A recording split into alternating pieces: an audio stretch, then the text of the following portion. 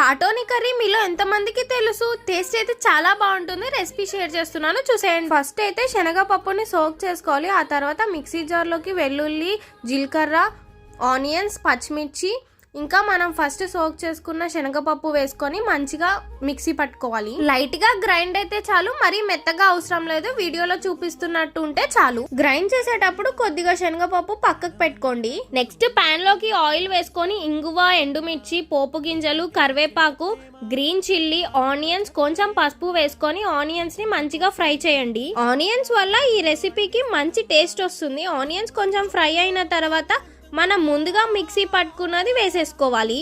ఇప్పుడు దీన్ని మంచిగా పచ్చివాసన పోయేంత వరకు ఫ్రై చేసుకోవాలి. ఆ తర్వాత టేస్ట్ కి సరిపడా సాల్ట్ ఇంకా కారం కూడా వేసుకోవాలి. మనం సోక్ చేసుకున్న శనగపప్పు పక్కకు పెట్టాంగా, అది కూడా వేసేసుకొని ఫైనల్ గా గరం మసాలా వేసేసుకుంటే రెడీ అయిపోతుంది. దీన్ని మేము పాటోని అని అంటాం. మరి మీరేమంటారో కామెంట్ చేయండి. రెసిపీ అయితే చాలా బాగుంది. వీడియో నచ్చితే సబ్స్క్రైబ్.